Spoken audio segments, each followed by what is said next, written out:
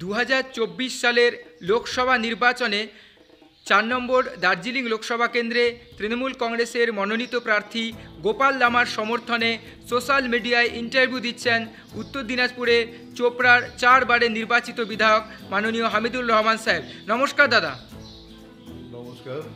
আপনার কাছে প্রথম প্রশ্ন, দার্জিলিং লোকসভা কেন্দ্র বরাবর বিজেপির শক্ত ঘাঁটি, এই মুহূর্তে আপনাদের কি মনে হচ্ছে তৃণমূলের প্রার্থী গোপাল লামা জিতবেন? কতটা আত্মবিশ্বাসী আপনারা? 100% আমরা আত্মবিশ্বাসী আছি এবং দার্জিলিং পার্লামেন্টের যতগুলো ভোটার রয়েছে সবাই অপেক্ষায় রয়েছে যে 26 তারিখে কবে আসবে, কারণ দীর্ঘ 25 বছর ধরে এই সিট বিজেপির হাতে আছে এবং এক পয়সারও কোনো কাজ করেনি। চোপড়া বিধানসভা বলুন আর সমতলের দিকে বলুন, কোথাও কাজ করেনি। তাই সাধারণ লোক খুব ক্ষিপ্ত হয়ে অপেক্ষায় রয়েছে। 26 তারিখ হলেই আমাদের দুই হাত তুলে সাধারণ লোক ভোট দিবে।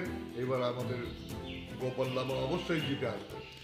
10 বছর ধরে কেন্দ্রে নরেন্দ্র মোদীর নেতৃত্বে এনডিএ জোট সরকার চলল, তারা কি মানুষের কাজ করতে পেরেছে? আপনি কি বলবেন?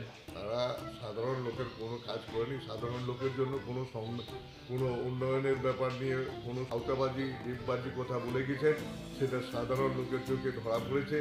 যে 15 লক্ষ টাকা করে অ্যাকাউন্টে দিবে, আপনার কালো টাকা বের করে নিয়ে আসবে, জিনিসপত্রের দাম যা হু করে বাড়ছে এবং যেগুলো সরকারি আমাদের জিনিস ছিল সেইগুলো বিক্রি বাট্টা করে শেষ করে দিচ্ছে। রেল থেকে নিয়ে হাওয়াই আড্ডা থেকে নিয়ে সব কিছু বিক্রি বাট্টা করে শেষ করে দিয়েছে। সাধারণ লোক ভারতবর্ষের আপনারা দেখছেন সব জায়গায় উল্টামুখী হয়ে খেপে রয়েছে বিজেপির উপরে। আশা করি এবার নিশ্চয়ই সেন্ট্রালে পরিবর্তন আসবে এবং আমাদের ইন্ডিয়া সরকার নিশ্চয়ই ওখানটাই স্থাপিত হবে। আপনারা জনগর্জন বার্তা দিয়ে ভোটের প্রচারে নেমেছেন, কিসের জন্য জনগর্জন করছেন আপনারা?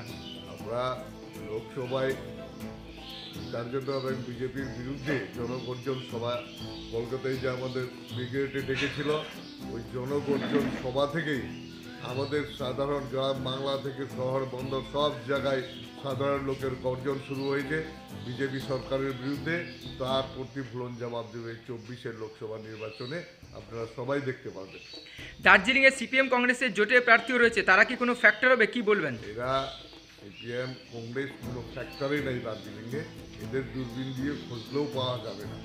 তাই আমরা সিপিএম কংগ্রেসকে কোনো ফ্যাক্টর মনে করি না। আপনি একজন প্রবীণ রাজনীতিবিদ, 4 বারের বিধায়ক। এবার উত্তরবঙ্গের 8টি লোকসভা আসনে গতবার আপনারা একটি আসনও পাননি, এবারে ফল তৃণমূলে কেমন হবে, কি বলবেন? খুব ভালো ফল হবে, আমরা 8টায় জিতে আসবো উত্তর। শেষ প্রশ্ন করব আপনার কাছে যে আপনি চোপড়ার মানুষের কাছে একজন বিধায়ক হিসেবে তৃণমূল প্রার্থী গোপাল লামাকে ভোট দেওয়ার জন্য কি বার্তা দিতে চান?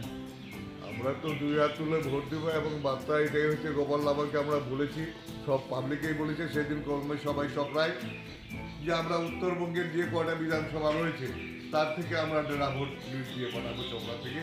এটা সাধারণ লোকও বলেছে, গোপাল লামাও বলেছে। সেদিন গোপাল লামা দেখেছেন স্বচক্ষে এবং আমাদের প্রাক্তন মন্ত্রী এমআইসি এসেছিলেন গৌতম দেব এবং জেলা প্রেসিডেন্ট পাবজা ছিলেন, ওনারা স্বচক্ষে দেখেছেন। নিশ্চয়ই চোপড়ার লোক আমরা সবাই 26 তারিখের অপেক্ষা করছি।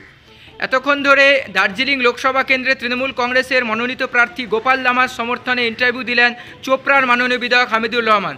আপনি ভালো থাকুন, সুস্থ থাকুন, এভাবে মানুষের জন্য কাজ করুন। আপনাকে অসংখ্য ধন্যবাদ দাদা।